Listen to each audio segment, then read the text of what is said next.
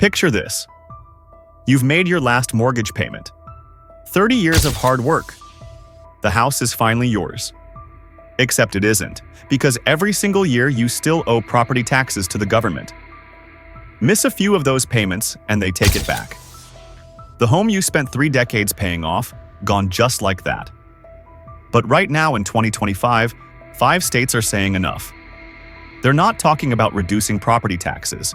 They're not talking about caps or credits or relief. They're talking about elimination. 0. Gone forever. And the state ranked number 1 on this list, they've got an $11.5 billion war chest to make it happen. But first, let's start with the state where losing your home to property taxes isn't just a threat, it's an epidemic. Number 6. Pennsylvania. Pennsylvania in the fall. Rolling hills. Stone farmhouses that have been in families for generations. The kind of place where people put down roots and never leave, unless the state takes their home first. 10,000. That's how many Pennsylvanians lose their homes every single year. Not because they couldn't pay their mortgage, but because they couldn't pay their property taxes. 10,000 families every single year. Here's why Pennsylvania is stuck. Nearly half of all school funding comes from property taxes, one of the highest rates in the entire country. Kill the tax, you kill the schools. That's been the argument for decades. And for decades, nothing changed. Until 2025. Senator Don Kafir and Representative Wendy Frink, 2 legislators, decided enough is enough. Their bill, House Bill 1649 and Senate Bill 962, doesn't reduce property taxes. It eliminates them completely for schools forever. The replacement, a 2% bump in sales tax and a small local income tax, spreading the burden across everyone, not just homeowners. Senator Kafir put it simply, no one should be one life event away from losing their home. One job loss, one medical bill, one bad year, and suddenly be one of those 10,000. Quick thing, if you're finding this useful, hit subscribe. I break down housing and money news every week. No fluff, just the stuff that actually affects your wallet. All right, back to it. Pennsylvania is fighting an uphill battle. But the next state on our list? They're not asking permission anymore. Their governor just made property tax elimination his signature campaign promise, and he's got $51 billion in momentum behind him. Number 5. Texas. Texas. No state income tax, business-friendly, affordable housing. At least that's what everyone kept saying. People flooded in from California, from New York, from everywhere chasing that Texas dream. And then they opened their first property tax bill. See, Texas has a dirty little secret. No income tax sounds great until you realize property taxes fund everything. Schools, roads, police, fire, all based on your home's value. The average Texas home? $320,000. Sounds reasonable, but property tax rates are among the highest in the country. On a modest home, you could be paying $8,000 a year, every year, forever. All those California transplants fleeing high taxes? Some did the math after they moved and realized they're paying just as much, just in a different line item. But here's where Texas is different. They didn't just complain, they acted. November 2025, voters approved Proposition 13 with 79% support. That's not a slim margin, that's a mandate. Homestead exemption jumped from $100,000 to $140,000. Seniors and disabled homeowners, $200,000. The average homeowner saves $484 this year on top of last year. Lieutenant Governor Dan Patrick put it bluntly. School taxes cut by almost 50%. And here's the kicker. The state has spent $51 billion on property tax relief. $51 billion. No state in American history has ever done that. But here's the thing about relief. It's not elimination. Values keep rising. Tax bills keep coming. Even with $51 billion in cuts, Texans are still writing those checks every single year, still technically renting their homes from the government. Governor Greg Abbott looked at $51 billion in relief and said, "Not enough. We need to finish the job." His 2026 platform: eliminate school property taxes for homeowners entirely. Not reduce, not cap, eliminate. Put it on the ballot. Let voters decide if they want to make history. His words. Every single year you say property taxes are too high. We have to do more. And in Texas, when the governor says more, he means it. Texas is playing the long game, building momentum year after year. But the next state? They're not waiting. They're going straight to voters in 2026 with the most aggressive property tax elimination plan in America. And their governor? He has very strong opinions about what owning a home should actually mean. Number 4, Florida. Before we get into the numbers, I want you to hear something. This is Florida Governor Ron DeSantis. You buy a home, you pay off the mortgage, and yet you still have to write a check to the government every year just for the privilege of living on your own private property. Is the property yours, or are you just renting it from the government? That's not some fringe opinion. That's the sitting governor of the third largest state in America. And he's not just talking, he's doing something about it. Right now, moving through the Florida legislature, there are 7 constitutional amendments and 1 bill, all aimed at one goal: reducing or eliminating property taxes for homeowners. 7 amendments. This isn't a pilot program. This is a full-scale assault. The big one, HJR 20, if passed, would abolish all non-school property taxes on homesteads starting January 1st, 2027. Read that again. All non-school property taxes gone. On your primary residence, gone. There's one catch. These are constitutional amendments. They need 60% voter approval, not 51.60. That's a high bar. But this is Florida, where voters have approved property tax measures before and where homeowners are fed up. DeSantis posted it himself. Truly owning private property should not mean perpetually paying rent to the government. I'm committed to reducing and ultimately eliminating property taxes for homeowners in Florida. Now, here's where it gets complicated. Property taxes make up more than a third of Florida's state and local revenue. A third. That's $14.1 billion in the first year alone, up to $18.3 billion in later years. That money pays for fire departments, police, roads, and local services people actually use every day. Critics say eliminating it would cause steep budget shortfalls almost overnight. And here's the twist nobody talks about. Realtor.com projects that if Florida eliminates property taxes, home values could jump 7 to 9%. Great if you already own, brutal if you're trying to buy the very thing meant to help homeowners. It could price out the next generation. So Florida is facing a choice. A real choice. Eliminate the tax that makes homeowners feel like renters, or keep the system that funds the services everyone depends on. There's no clean answer, only a vote.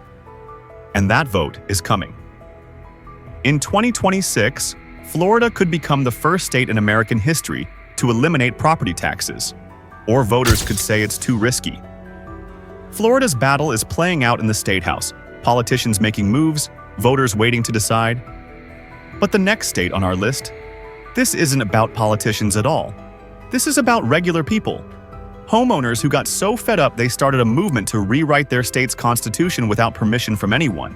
Number 3, Ohio. Beth Blackar wasn't an activist, wasn't a politician. She was just a homeowner in Ohio who did what millions of Americans do every year, opened her property tax bill. And what she saw made her hit the floor, 51.9%. That's how much her assessed value jumped in 1 year. Not over a decade, 1 year. Her home didn't get 50% bigger. Her neighborhood didn't suddenly become Beverly Hills, but her tax bill went through the roof. So Beth did something. She started talking to her neighbors, then their neighbors, then strangers online. And she found out she wasn't alone, not even close. All across Ohio, people were opening bills with the same shock, the same anger, the same question. How is this legal? That anger became a movement. Citizens for Property Tax Reform. Not funded by lobbyists, not organized by political parties, just regular Ohioans who decided if the politicians won't fix this, they'd do it themselves. Their goal? A constitutional amendment to eliminate property taxes entirely. Take it straight to the ballot. Let the people decide. To get on the ballot, they need 413,000 signatures from registered Ohio voters by July 1st, 2025. That's not a suggestion, that's the law. Miss the deadline by one signature and it's over. So far, they've collected over 100,000, a quarter of the way there. No TV ads, no billionaire backing, just people knocking on doors, standing outside grocery stores, asking their neighbors, "Are you tired of this too?" Not everyone's cheering them on. Governor DeWine has vetoed similar measures before. The State House has been debating property tax reforms, but nothing close to elimination. The political establishment looks at this movement and sees chaos. Critics call it reckless, absolute chaos.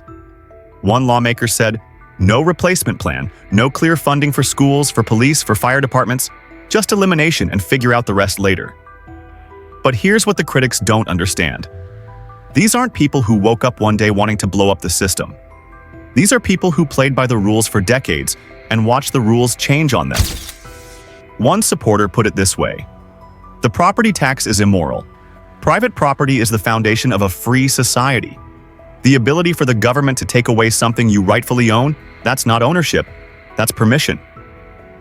Ohio is proof that you don't need politicians to start a revolution. You just need enough people who've had enough. But our number one state, they've got something Ohio doesn't. Something no other state has. An $11.5 billion fund built on oil, and a brand new governor with a plan to use every penny of it to do what no state has ever done. Number 2, North Dakota. North Dakota has something no other state has. Not a plan, not a promise, a war chest. $11.5 billion sitting in the legacy fund, built entirely from oil and gas tax revenue. And it's growing every single year. Last budget cycle alone, that fund generated over $600 million in earnings. Not the principal, just the earnings. That's money that can be spent without touching the $11 billion underneath. And North Dakota's new governor looked at that pile of cash and saw an opportunity no one else has. Governor Kelly Armstrong, Republican, took office in 2025. In his very first State of the State address, he laid out the most aggressive property tax elimination plan any governor has ever proposed. He calls it the path to zero. Here's how it works. Step 1. Double the existing primary residence credit from $500 to $1,000. Step 2. Add $550 more from legacy fund earnings. That's $1,550 back in homeowners' pockets starting now. By 2027, at least $2,000, and it keeps growing from there. Armstrong's words: "This will eliminate property taxes for an entire class of homeowners who need it most, and it will put the bulk of primary residences on a path to zero within the next decade. Not reduce, not cap, zero within 10 years. But here's the genius part. As the legacy fund grows, which it will because oil isn't going anywhere, it covers more and more of the cost. Eventually, the state's general fund doesn't pay a dime. The legacy fund handles everything. Property taxes eliminated without raising other taxes, without cutting services, without chaos. For people like Pat and Julie Odell, retirees in Bismarck paying over $3,000 a year in property taxes on a fixed income, this isn't abstract policy. It's the difference between keeping their home and losing it. Pat put it simply: there's a lot of people in a lot worse shape than I am. Now, to be fair, North Dakota voters rejected full property tax elimination just last year, 70-30. It wasn't close. But that measure had no replacement plan, no funding mechanism, just eliminate it and figure it out later. Armstrong's plan is different. The money is already there. The path is already mapped. If any state in America is going to eliminate property taxes first, actually do it. Not just talk about it. It's going to be North Dakota. They've got the money. They've got the plan. They've got a governor who made it his mission. Number 1, West Virginia. West Virginia may not make the headlines like Texas or Florida, but homeowners here have long felt the pressure of property taxes. Rolling hills, coal country, small towns where families have lived for generations. These are places where owning a home is supposed to mean security, not constant fear of a bill you can't handle. Yet in West Virginia, property taxes are a silent drain. The average homeowner pays roughly $2,200 a year, and in some counties, rates are even higher relative to home values. That's money coming straight out of already tight household budgets, especially for retirees or families living on fixed incomes. But here's the twist. The state government is starting to experiment with reform, inspired by movements in other states. Lawmakers are debating a series of bills aimed at reducing school and municipal property taxes while funding education and local services through modest increases in sales and income taxes. The focus isn't just relief, it's fairness. The goal is to prevent the sudden spikes that can push a family into foreclosure. Local advocacy groups have started mobilizing, hosting town halls and workshops to educate homeowners on exemptions, credits, and strategies to lower their bills legally. West Virginia may not have the billions of North Dakota's oil fund or Florida's aggressive ballot initiatives, but the state's approach is methodical, incremental, sustainable, and designed to protect homeowners without destabilizing communities. In 2025 and beyond, West Virginia could quietly become a model for balancing property tax relief with fiscal responsibility. A sixth state proving that reform doesn't always need to make headlines to make a real difference. The only question left is how fast they can get there. 5 states, 5 different approaches. Pennsylvania fighting foreclosures. Texas spending billions on relief. Florida heading to the ballot. Ohio gathering signatures at grocery stores. And North Dakota sitting on a $1 billion oil fund with a plan to use it. The question isn't whether property taxes will be eliminated somewhere. It's where and when. Which of these 5 states do you think crosses the finish line first? Drop it in the comments. If this was useful, hit subscribe. I break down housing and money news every week. No fluff, just the stuff that actually affects homeowners. And if you want to know which states have the lowest property taxes right now, not 0, but close, I made a video on that too. Links on screen. I'll see you in the next one.